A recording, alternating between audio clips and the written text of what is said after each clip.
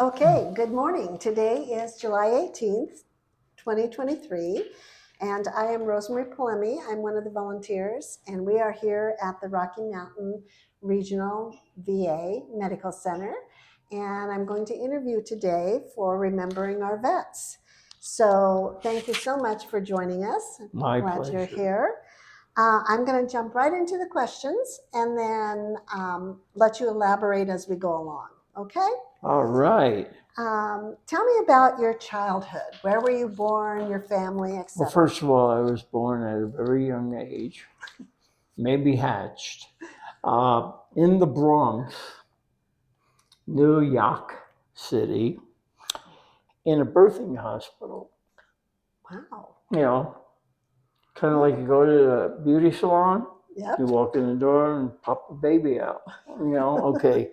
So that's how it all started. Well, it started before that, but you know what Yes. I mean by Yes. that. Okay. How about your education? Not very bright. Oh, Seriously, I was not much for school, sports, you name it. But my education was PS 64, right around. My address was 1417 Wythe Place, WYTH Place, which was right off of 170th Avenue, running east-west. North-south, one block up was the Grand Concourse. 3 blocks down was Jerome Avenue, where the elevated subway ran. And the school was right around the block. I take a shortcut by jumping, because it's a hill, a bit of a hill, going down the alley, jumping over the fence, holding on, dropping down to the lower alley, and there's my school. And then that's the front of the school. The back was where that's Walton area, then Townsend Avenue. It's where the schoolyard, and that's the place I always wanted to be. That's I nice. didn't want to be in class. I'd rather be playing punch ball, stick ball. But that I play on my street and hit by cars. Oh, dear. Yeah, because second base was up at the intersection, and that's second baseman goes, yeah, play. By the time you get there, another car might be there. So one time I'm nonchalant, hanging out on first base because I got to first base, and a guy I knew, an old man, cool guy, he had a swerve because a dog ran out. Uh-oh. So what does he do? He decides, don't hit the dog, hit me. Oh, dear. And my mother's watching the game from the 5th floor of my apartment house. I got bopped in by the hood, which is higher these days than back then on those cars. And it set me tiptoeing. And then I fall over, get up, waved him on. He knew me, I know him. Hey, no problem, I'm okay. I went back to first base and we continued the game. That's how I wait. 2 blocks away, one time, my buddy and I got robbed. 2 blocks down 171st Street. See, 170 is the main street, but then 171st. And we're down towards Townsend on the north side of the PS 64. And these guys rob us. So you always carry a few bills because they won't believe it. Yeah, you don't. And I don't want them touching me. So I whip it out and say, this is all I have. And they take off. So good, they didn't hurt you. Well, that's part of the plan. I don't want them pulling a knife. But if they pull a knife, I pull my knife. I teach, right now I'm teaching people self-defense. Good for you. No, That's seriously. Great. That's great. Somebody attacks a friend of you, don't try to pull it off. Here's what you do. Startling. Right here, there's no way, even with a mouth drawer shut, anybody can prevent you from going. And you rip them, put your leg out, you grab him, of course, and I'm saying to him, and get him on the ground. If he falls on his face, right between, take a little hop with all your weight between the shoulder blades. Oh dear. Knock the intent is knock the air out, and if you break a rib, it's his fault. Okay, because he shouldn't have been doing this. That's to protect somebody else. Yeah.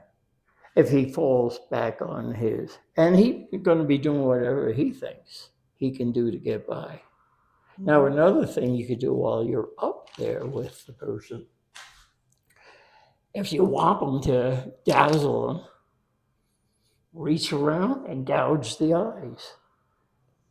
You're not out to kill them, but if you want to kill them, you can kill them easily without even a weapon. I'll get to that. And and if he breaks loose, I'm assuming it's a he, you're probably wanting to help the person get away. And you want to get away unharmed. Right. Remember Kung Fu? Yeah.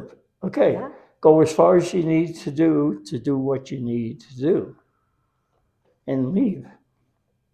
And then if more, and he's going to have a hard time finding you because he just has his eyes scratched. But if you want to, you go further deep and rip his eyeballs out. Make sure he can't find you. That's right. Okay. There's just, in New York, the ladies used to carry hat pins when they were popular, Uh-huh. to protect themselves in the subways. You want to switch to something else? Yes. Yes, I knew you would. Why don't But you remember, tell I us more? told you, tell me to shut up. It's okay. Well, tell And us if more I about your family. if I don't say assume the position, I'll get up, I'll bend over, you kick me in the rear end as hard as you can. Oh my All gosh. right, let's keep going. All right, tell Next. me about your parents and your family.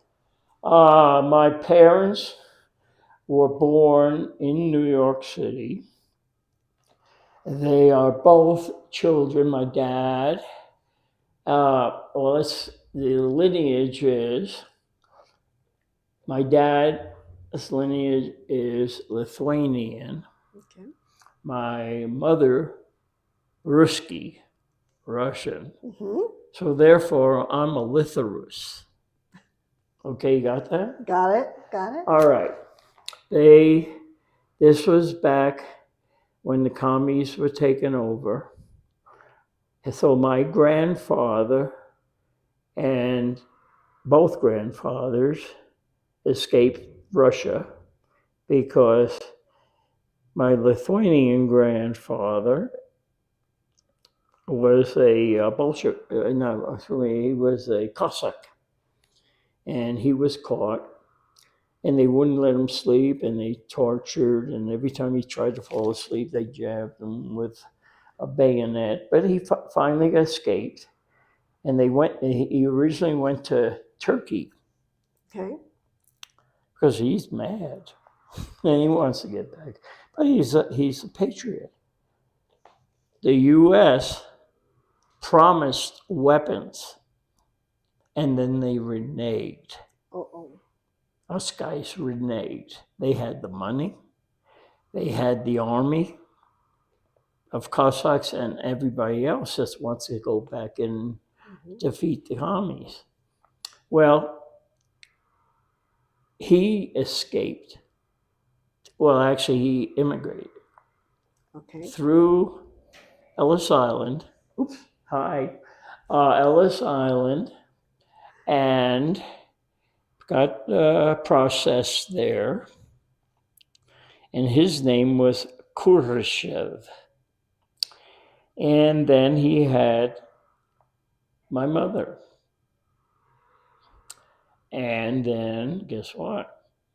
A real brat came along, me, and then my younger brother, Stephen. So that's how that happened. And she was my mother, a seamstress. And my grandfather became a barber. Nice. And I came along, and well, my parents obviously met and got married.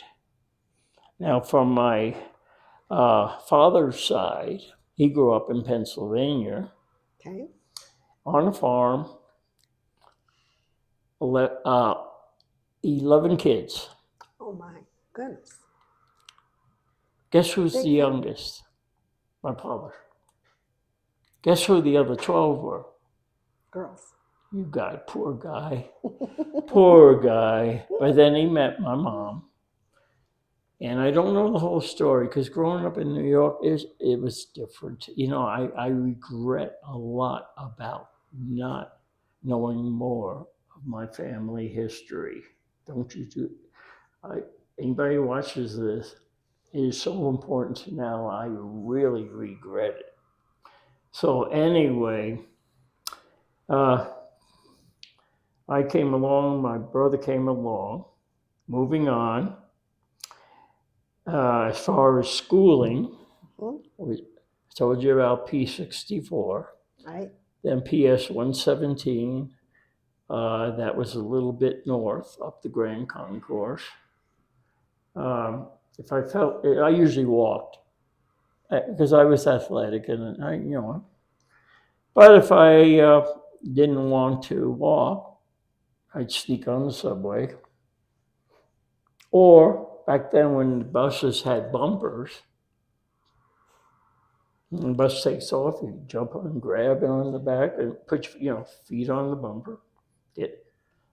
There wasn't a stop where I want to get off, so while it's going along, I just hop off while the buses go. Well, and I'm not a good student. Okay. You didn't like it, or What do I? just weren't No, interested? I'm interested in cars. I would go to the library when I was in and started learning. No, student history.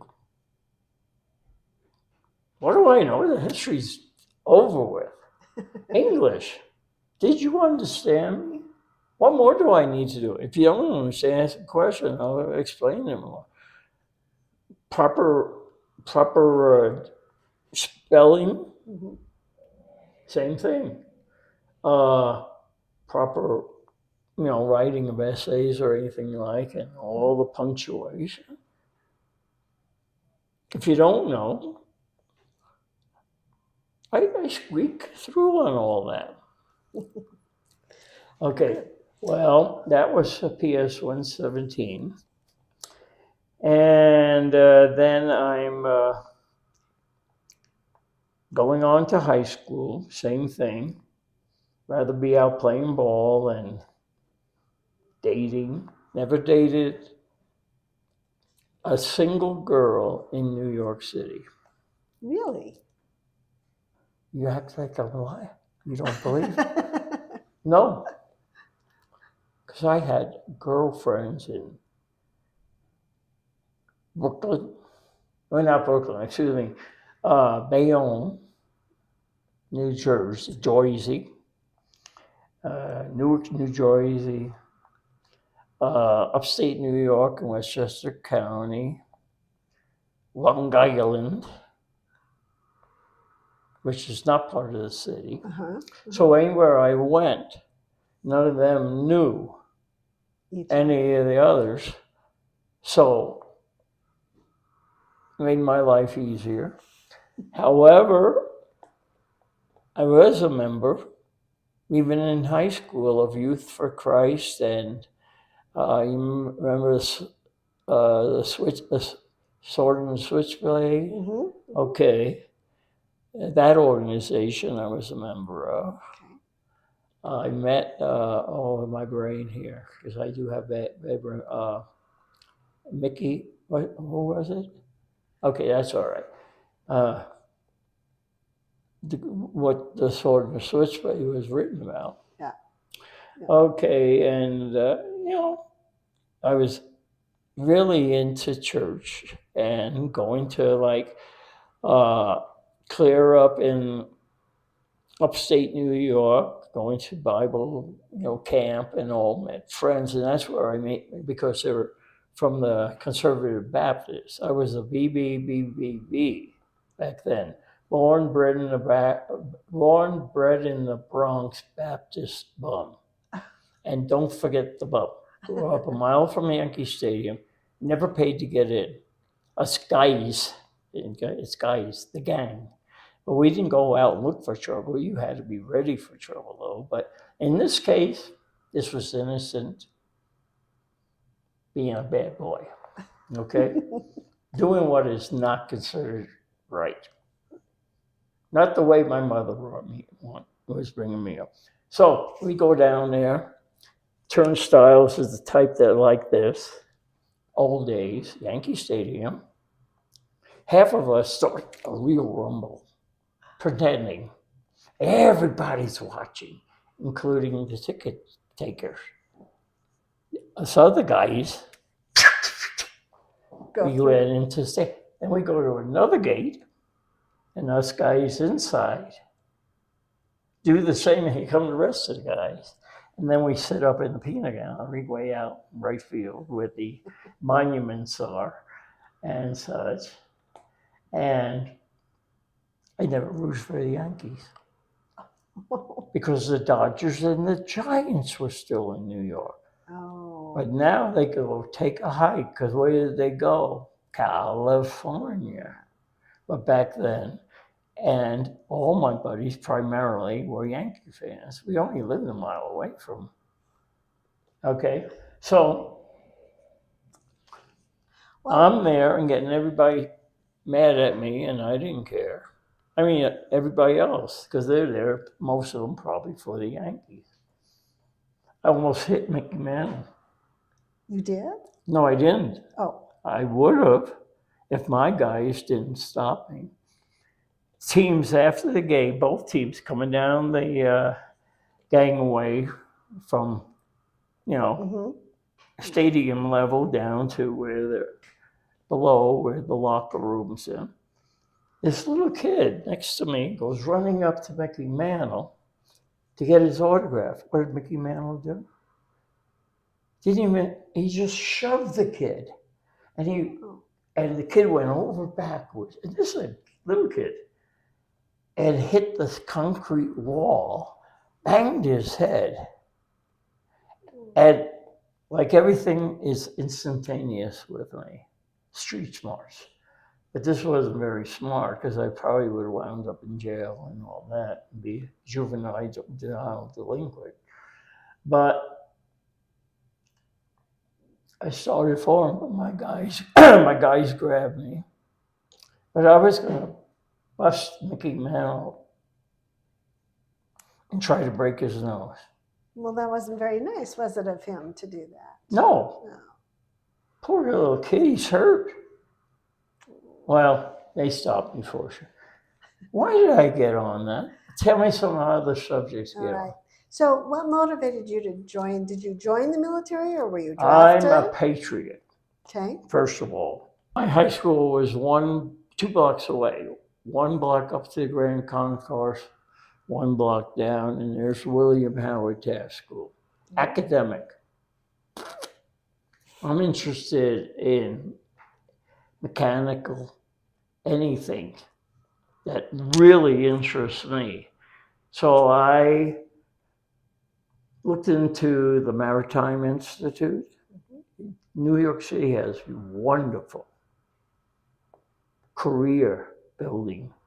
They have both the technical and for careers, they also for just getting a job in a given, like a mechanic or automobile. Right. All right, so I look at Maritime Institute, High School of Aviation, Juilliard School of Music, no. The only thing I do with my voice or anything, I don't play an instrument. Who needs that? I got other things to do. No, the only thing I use my voice, they ask me to sing if you want to clear a room. and get everybody to go home. Everybody's at the house, they're staying, they're lingering, you want to go to bed, I'll start singing, they're out of here. Okay, so then there's Brooklyn Tech. You've heard of Brooklyn Tech? No? Okay, that's in Brooklyn, by the way, the borough. And there's Manhattan Tech. Okay. They have an architectural program for building houses and what have you, and a mechanical engineering. I chose mechanical. Aced it. Not the academics. You still had to do the English, but all the sciences. Okay, you name it. 4 years, 10 periods a day. And if you wanted to learn a language or something like that, you had to take it in 11th. Wow. But, or you want to learn typing or something like that. Graduated. Shouldn't have. Why? Fortunately, New York City has what's called the Regents exam, given on the same day, once a year, to everybody in the state of New York. They also have what's called the comprehensive for my drafting, my machine shop work, foundry work, everything engineering, jig making, design work. And I went into the engineering end of the program. But you still had to take the academics. So I aced the, everything that had to do with what I liked. But they also post the results in the hall for the whole school to see your scores from the comprehensives. What? Dan passed history. He never went to history class. But the rule of it is if you get higher than an 85% percentile rating relative to everybody taking the same test on the same day at the same time, they can't fail you. And they're going, and I'm walking down the hallway because I'm interested. He passed. How I know? But I aced my comprehensive. Good. So I get out of high school, working for Atlantic Mastercraft, involved with one of the things they were back then, what we called the milk bottle. It was the main bearing for Sikorsky helicopter. That's one of their products, a government contract. So I'm in there doing drafting for them and doing some machine work and all that. But yeah, they wanted me to work overtime and all. I want to see my girlfriends and all. I don't want to get upstate New York. And they wanted me to come in on weekends because they were behind. So I went to every tool and die and worked there, tool and dies, and that machine shop work. Okay. But then, moved on. And I'm home one day and my mother says, hey, your counselor from high school, now this is 2 years later, said, got a call from New York University asking for a recommendation of a graduate student to come work for NYU Chemical and Research, Engineering and Research Division. So I took the interview. On her, sure, I'll go interview. Got the job. Great. Ran the machine shop and did drafting for them. Also had responsibility for all the locks. Oh my gosh. And it was like a walking UN in there. Scientists and other people can hardly speak English, but everything, a lot of government contracts, and all the file cabinets automatically, you open it, you could be holding it open and get a folder out. But these loony bins, they're smart as can be, but loony, they'll pick up the folder and the drawer would shut on them. And they'll come down and say, what? And I say, what, again? They left their keys on there, now they don't have the keys. And they get fined $50 first time, $100 second time, because they have to call a locksmith. So they come down to me, and I had a buddy who his own business on 170th Street. That's a locksmith. But I didn't need him. I just needed his lockpicking tools. Oops. Oh, hi again. Okay. So they come down. I'd say, $5. And they don't get on report because they get trouble with the big man. So that's some of the stuff I did also. So how did that lead you to the military? Oh, I just happened to go to Whitehall Street one day for the fun of it. No. The whole neighborhood gets, pre-induction physicals. That was the way they did it.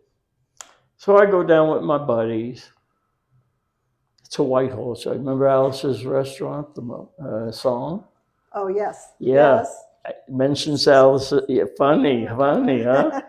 Okay, I go down there, and one of the guys I go with, because the guy's from the neighborhood. A lot of them I know. Isaac Pakula. He's totally deaf, but he still has to be report for a pre-induction drafting if he gets you.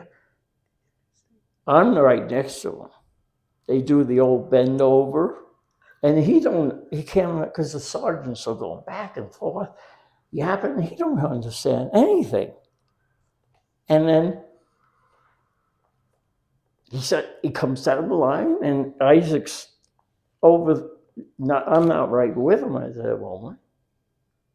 And Isaac's just staring at the sergeant, and the sergeant's in his face. I said, sir, hey, you only speak when spoken to. I think you want to know this. Isaac is 100% deaf. He doesn't even know what you're wanting him to do. He wanted him to pull his pants down and do the probe thing. Oh my goodness. Part of the physical. Then where else do we go, aside from many other places? You see the psych, same thing. But we go for our hearing test. Now, tons of guys are in this big room in line. The guys from my neighborhood were all in a line. Sergeants up front, walking back and forth, giving instructions. And we're not allowed to talk. And the hearing booths are behind him. Isaac's in front of me. Gets to be his turn. And before I could say anything, Isaac picked up. He was pointing to one of the sound booths. Gets over there, and I can see the guy give him the button. But he hadn't gotten any instructions. He goes, he's obvious, the guy wants him to sit down, the sergeant. Closes the door. Guess what? You don't know. But he's got this here button, and he's just passes his hearing test. Took about 2 months of his parents, who are both convincing the draft board that he's deaf 100%. That way, they could have just sent them home right then and there because they know that's one of the things that's going to keep them out of the service. Come to me, fine, my hearing was great. Now it's terrible. That's because of all my disabilities. So I'm at NYU and I'm thinking, man, I know my number, it's getting close.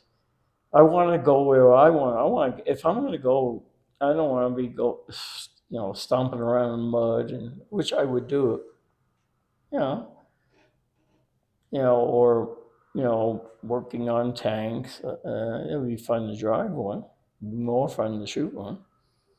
But no, I'm a patriot. I don't mind. So one day I'm thinking it's getting close. I'm at NYU. End of the day, I'm still living at home in this one-bedroom apartment. Which the bathroom gets converted into a dark room because my dad taught me all that kind of stuff. And I can remember my mom banging on her, I gotta go, don't open the door. No light. Okay. So one day after work, going home for supper, I drop in at the 4 recruiting booths. Talk to each one, go back to the Air Force, join the Air Force. Okay, I got out in 71, 72. About 65? 2 years. I got my DD 214. Okay. See, I should know all this. That's all right, no worries. My MOS originally was called fire control. I get that when how many fires you been putting out? Real bad one?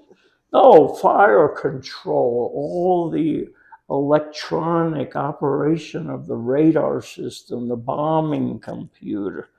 This is my DD 214. My honorable discharge from the U.S. Air Force. And on here, has all, I don't know if you can read it because I've got ink on it.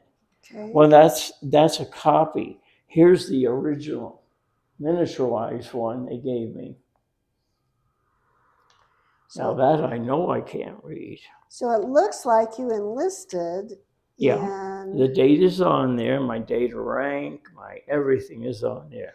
Looks like April, you graduated?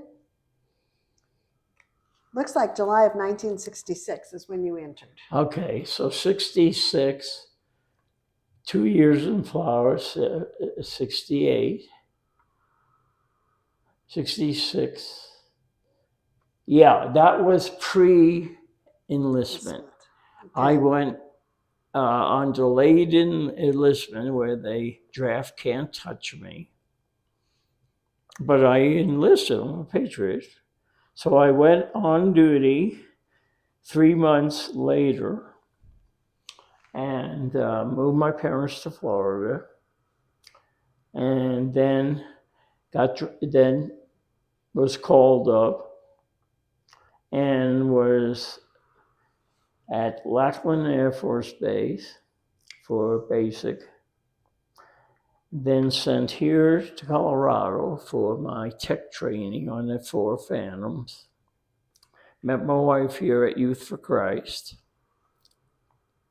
Okay. And she wouldn't let me sit I saw her in the lobby, but I had about that much hair on the top of my head, knew not a single person. But that's what I used to do back in New York on the weekends, because I had a lot of friends that came from that organization. And I see this girl in the lobby, caught my eye, but what chance do I have looking like such a dork with and I skipped the last, again, I'm from New York, my last shaving of my head. Because the next day I was coming up here to Colorado. Wow, for crying out loud. So we were all lined up by barracks. Different barracks lines getting their last haircut. Why? I don't want it. It's bad enough I gotta go looking like a baldy. So I'm in my line, My line gets up there. Other lines are coming back. And then waiting for everybody.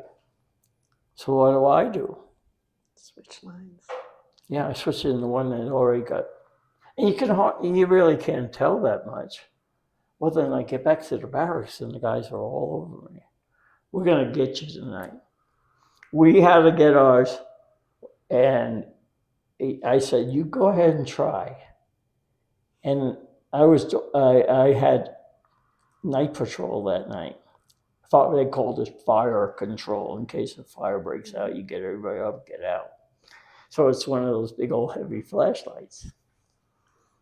I said, you try to get me, you're going to get some hurts too. Yeah, but we're going to get you. I said, I don't care. If they throw me in the brig, they may kick me out of the Air Force. I do care because I want to serve. But you're not going to do it. You didn't get to do it. So tell me about that. When you came up to Colorado, is that when you got deployed to Vietnam? Or yeah, 36 weeks of training here at Lowry. Okay. Met my wife after sneaking home, get my car, getting a ticket, got back on base. My buddy is, oh man, because we would be AWOL, got back on base, and no, they didn't check our passes, and we're late for when we're supposed to be back. However, I'm in a car, and they hardly ever checked anybody that's driving a car. And they didn't notice I don't have a base parking pad. When I parked on base, I parked in a way that's not obvious I don't have a permit. Okay? So we got back on 15 minutes before we would have been AWOL. Oh my goodness. And then a little later, I got caught off base, but walking on and getting off base too late. So I got written up and put on, some extra duty. What was my extra duty? It's to the ape shop. Air police. Going through any vehicles written up for parking in the wrong place or anything like that. Oh, I know this guy. Threw it away, told him, don't worry about your vehicle. It's not going to get towed. And you're not going to get in trouble with the sergeant. I just rip it up, throw it away. All right. Well, that worked all out, but unfortunately, got on base just in time before being AWOL. So how far ahead of you being deployed was that? I was there for 36 weeks. Okay. Met my wife once I had my car, so I was on base for a while, but now I go on and off base. Mm-hmm. Okay, legally, because I've got, so I went to Youth for Christ meeting. See this gal, figured, I walk around, I don't know, I'm a friendly guy, but I know nobody. And I go everywhere before. I got there early, make sure I could find the place. And that's Phipps Auditorium down by what's the museum now. And it was, the movie theater where the museum is. Mm-hmm. So I've been all over the place. The only people I'm talking to is some of the, like in the movie house, that help you find your seat or you need something. And that was in the that's after I was all around looking, just interested. And I go up on the left balcony, and I was talking to the usher there. And I said, this is ridiculous. I got to find a seat. And the only place I haven't been is the right balcony. So I went down, went to the men's room because it was about to start, come back up and turn left. And all the seats down here, hardly anybody, a lot of vacant seats. I look up, full, every seat taken except one seat. Who's in that one seat? Then the girl that I saw downstairs in the lobby. I go up there, being the gentleman that I am, even though I look like a dork, and I said, "Excuse me, do you mind if I sit here?" And she did not answer me. I'm going, "Oh man, is this how women are in Denver?" And I turn around to go back down the stairs. Oh, I'm sorry. No, you sure, feel free. She was holding that seat for a boyfriend that never showed up. So she's mad at him now because the program had already started and he's still not there. And she felt bad about me being, I said, well, because here I am thinking, what a rude woman. So that was pretty cool. I said, well, then it's all over and I'm on the aisle. So I'm a gentleman. Go ahead. We're going down. I get to the bottom. She's waiting on other friends. And I'm ready to go down the rest of the stairs. Now it's nice and wide. And she goes, please hold on a moment, will you? I want to introduce you to my friends. I said, oh, that's great because I know nobody. I'm a nobody that knows nobody. She says, and here's where our stories do not match. Okay. I have to be back on base, but I have time to be back on base. She says, so we walk side by side. I get down there. Her church youth group is there. Her youth pastor, and her youth pastor's right on Colorado Boulevard, even though the church is in Wheat Ridge. Okay. And she's from Wheat Ridge. And she says, well, all of the youth groups going to the pastor's home. He was he was a youth pastor. Do you have time to join us? I said, I didn't want to get too excited. I said, oh, that would be great because I don't know anybody. Poor me. I didn't tell her that. So I did that, but then now I do have to get, so they're still doing their thing. And it came to, I have to get on base before I'm AWOL. So she walks me out to the, it was right down by the hospital, Colorado, right down where this hospital is, back there on Colorado Boulevard. And we're saying goodnight in the doorway. And I said, thank you, all the, platitudes. Thank you for inviting me. I had a good time. Your friends are great.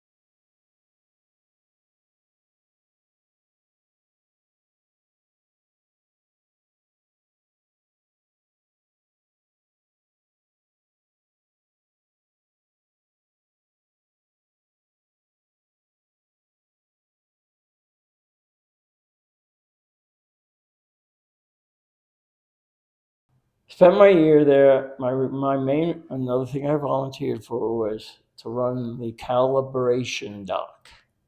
Okay. Every month, every bird, we call them birds, have to be calibrated, checked. Okay. If they're fine, they're good, they go back out. If they're not, they got to be fixed. You don't want to be up there having trouble with your bird and get shut down or whatever because, okay. Or a bird comes in, been shot up, you got to get it back out there so it can perform its duty. So they'll roll it in, and that was at night. So you were And when you didn't have a bird, you can go anywhere on basis as long as you notify the duty sergeant where you're going to be. The rec hall, midnight meal. So while everybody's out there at night fighting off the bot bugs are like a leaf-like, they look like a leaf, like this, that type of a leaf. Wingspan about like this. Claws like this. Not that they hurt you, but they land on you. If they do, it's hard to pull them off. Well, we call bot bugs because the ties that work the base and all that light attract them. And my duty station, which is CalDoc, it's a open-end building on each side. Roll a bird in, do the work, roll that bird out again. They're swarming. But it was worth it because when there's no bird. Rapid response, Oh, K2, 121.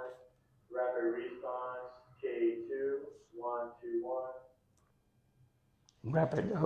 All right, so anyway, the end of that story is when I didn't have a bird, I was free as a bird. So it paid to volunteer for that. Well, Okay, what else? Tell me what your fondest memory was of the service. First of all, the knowing I did my duty for my country.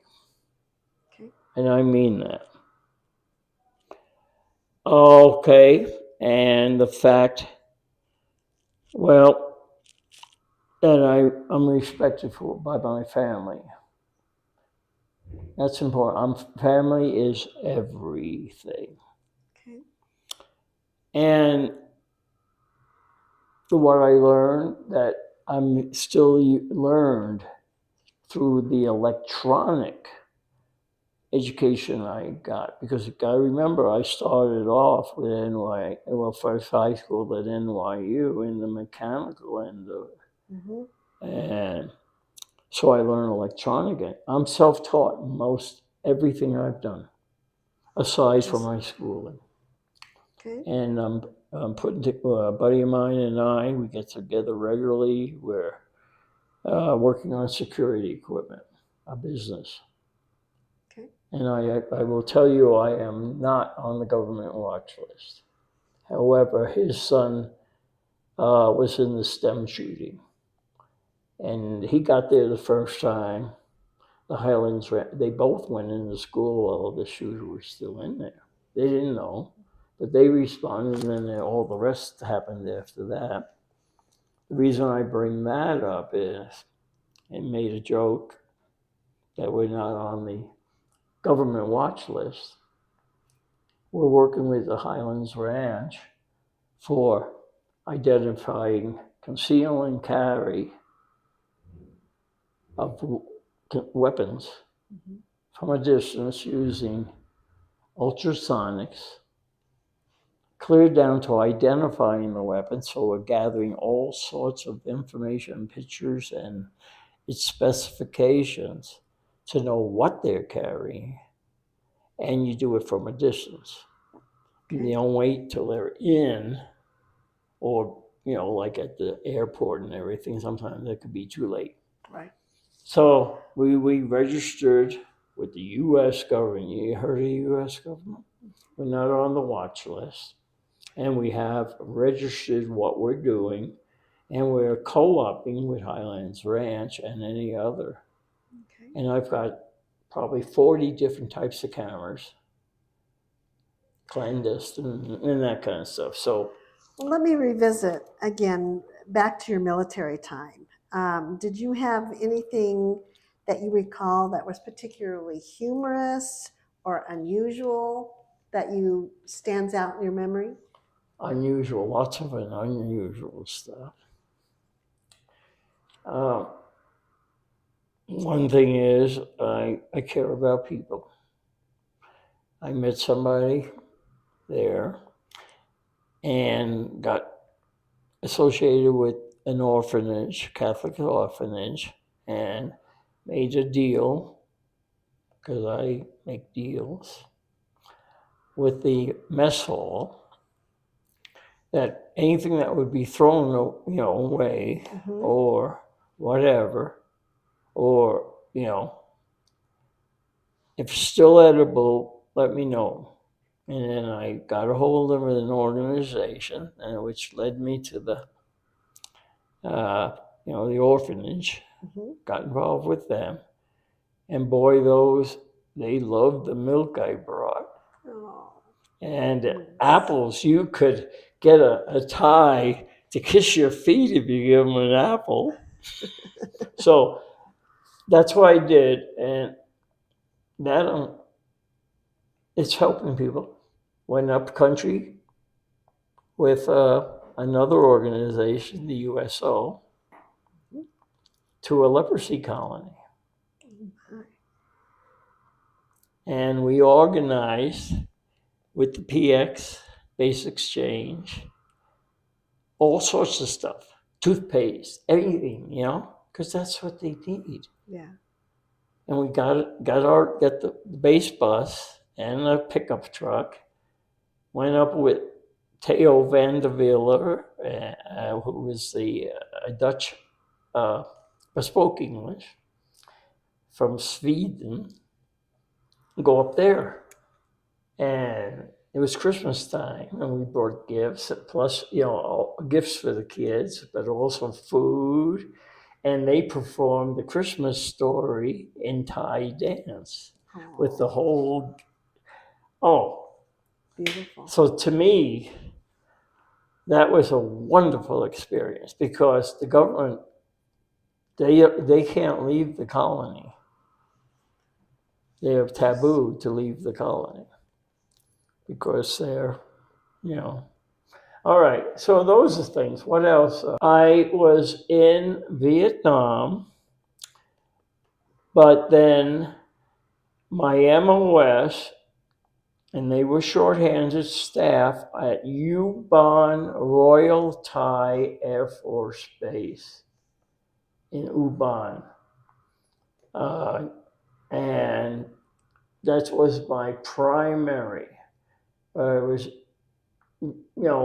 in Thailand, but I got exposed to Agent Orange there and other things. But I loved it. Okay. I mean, what I was doing for my country and the people I'm with, and I never gave any thought to it. I'm doing my duty.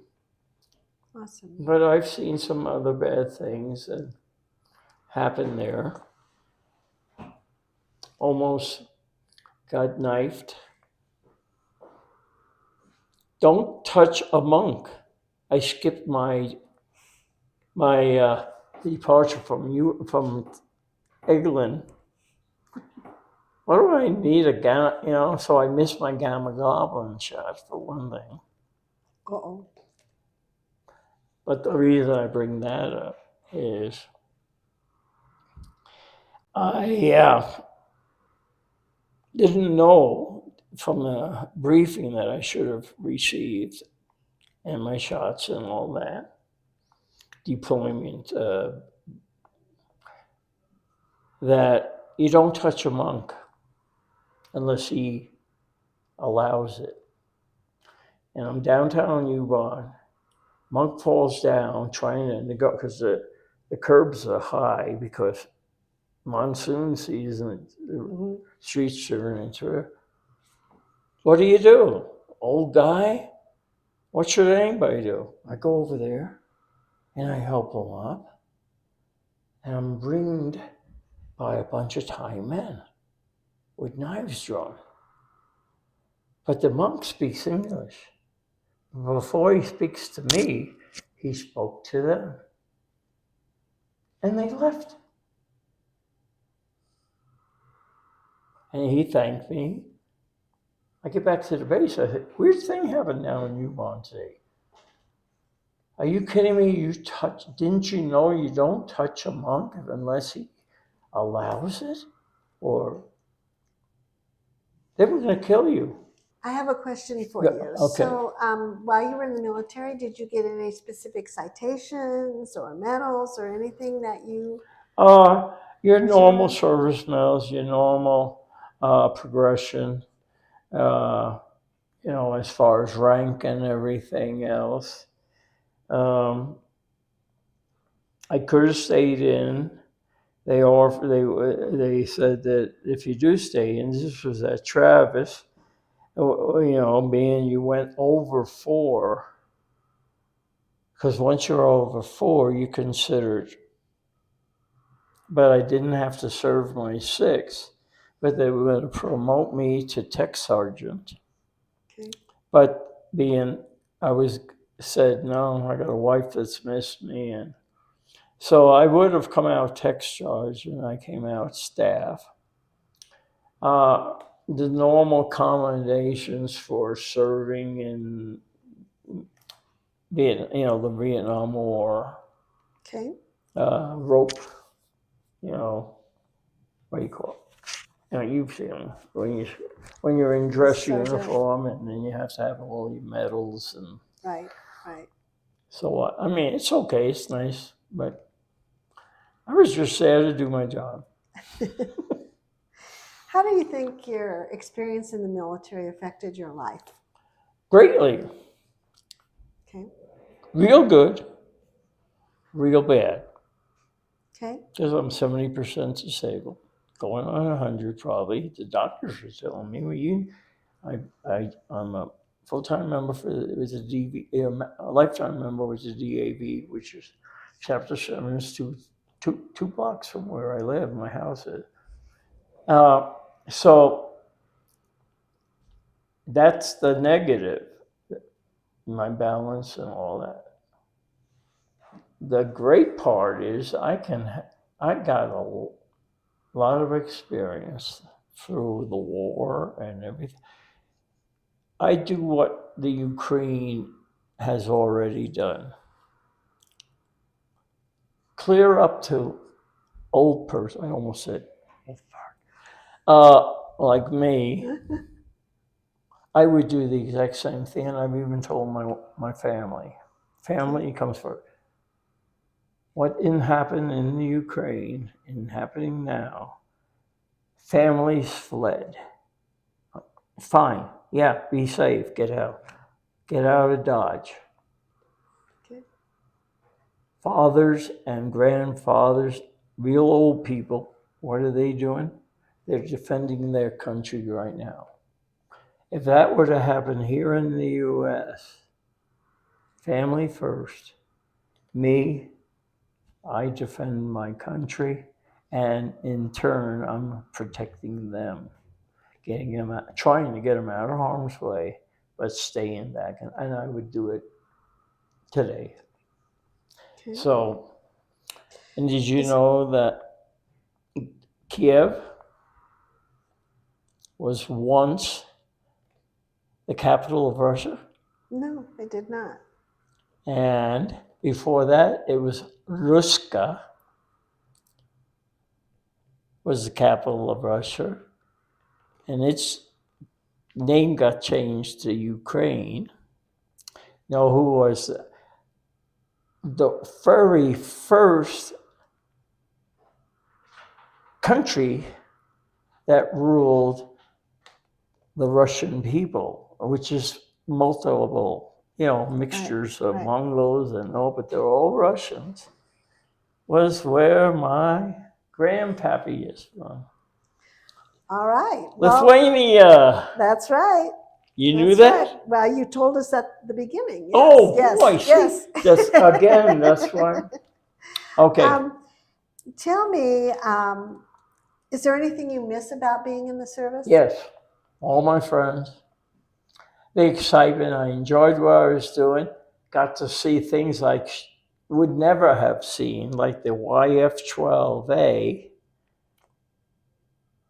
Which Doesn't is, ring a bell? no. It better not. Clandestine. Oh, That turned into Blackbird, the SR-31. oh my goodness. Landed at Eggland. I jump in the Jeep, going out, crossing the runway. Man, what is that thing? No markings, pitch black, matte black. No markings. I want to see that bird. I got cut off by the apes. Sent paper back the other way. They took that bird out into the boonies. Came in with engine trouble. It turned into the SR-71. Blackbird. Back when no one even knew we had it, coming out of the skunk works. Plus, I'd done work for the skunk works. Civilian work through my engineering. I got stuff that's up on the moon. I got stuff that's in the shuttle. And I've done stuff for the Navy. Frangible bullets. There's a story why we have to have frangible bullets, but I'm talking too long already. So anyway, I miss it. And then what I did learn, I'm still using. And I'm still involved with the Alan Lockheed and us procrastinators. We meet at up on Colfax every other Wednesday for the procrastinators. We procrastinate, but our groups. Alan Lockheed of Lockheed, as an example, is one of our members. And we talk about all the latest clandestine stuff that his company is working with.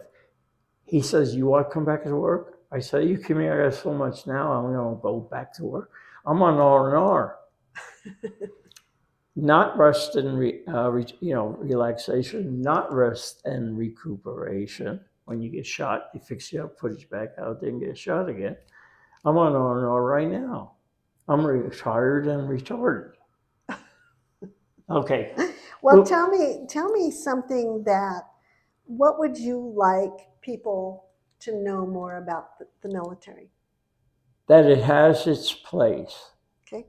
I would encourage them. It gives you opportunity to serve your country, serve your family, protect, but it also gives you, when you leave, opportunity through the GI Bill for education. Now, I had free tuition to NYU. There was night school. So I didn't want to avoid the draft, but I had a free college because I'm an employee, but it'd be night school. But there was housing, home loan and everything.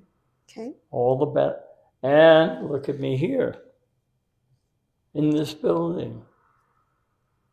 All this medical. I didn't want to have all these problems, but I got my handicaps. I say, what would I be if I didn't have this superb, more so than you would have just through an insurance company. Nice. So that is a primary benefit of being in the military. So how many children did you have? 3. 3. And how many grandchildren? 6. Do And you I get want to, a great grandchild. I've already told her, if you don't get married, I'm gonna go get my shotgun, and I'm gonna hold the shotgun on him because I'm waiting for my first great grandchild, and I've had him on back order for him or her on back order for too many years, and that's my oldest daughter's daughter. But yeah, okay, that family. okay. Is there anything else that you would like to add to the interview that we haven't covered briefly? No, I probably bored you to death. And I'm sorry. I have to say that all the time. But I also say, you can tell me to shut up like I told you. Okay, no. If you have anything else. Any future message you would like to leave for your family or future generations? Oh, of course. Okay. Go with God. No, this is probably the most serious thing I can say. And I believe it with all my heart and I practice it. And just about everybody I talk to, because you may think I'm bashful, but I'm not, especially in this area. Here's my typical departure statement, and I mean typical all the time.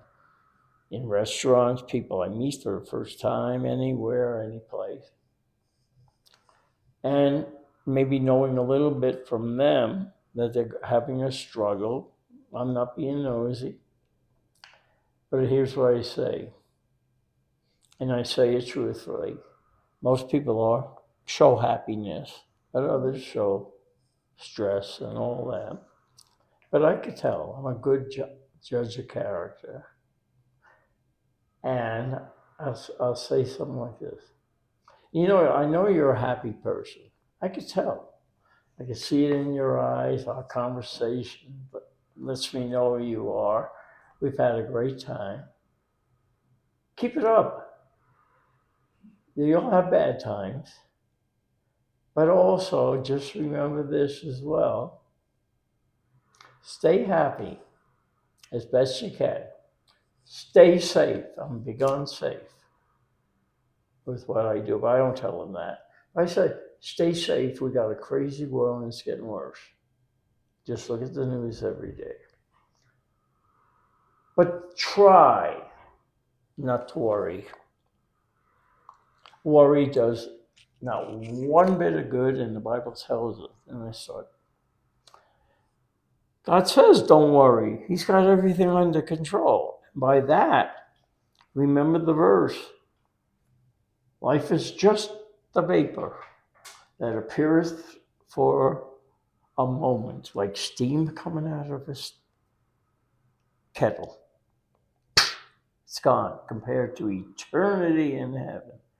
So no matter what you go through, good, bad, or otherwise, it's all, and you don't know it now because you're living it. But keep your eyes on Jesus, because he and God, his Father, has everything under control. And whatever you had to put up, sorrows and happiness, you don't have to put up with happiness, but you definitely will have lots of sorrows because the devil is for real. And I'll go with only sometimes it's a very quick statement. Mm-hmm. And I'd say, God bless you, and I'll see you in heaven if I don't see you again here. And on that note, I would like to thank you very much for participating with us today. Oh, I thank you for putting up with me. No worries. This, I think, is part of my mission. I don't think it is. It's part of my mission of doing God's work. I grew up involved with teen groups and, and on and on. I mean, I'm not a perfect guy by any means. You know that from the little things I told you. Like sneaking, how we got into Yankee Stadium and all. But Hey, I'm me. I'm not gonna make an excuse. But the There you main go. people is people, family, friends, strangers. These poor guys living and gals and families living on the streets here in Denver, So, and not knowing there's hope. People living without hope. My heart goes out.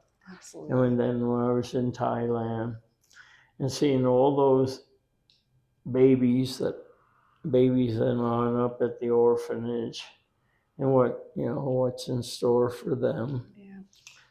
Who knows? They're orphans. And that's why I got involved with them and the missionaries. And it's just me. But God's been good to me.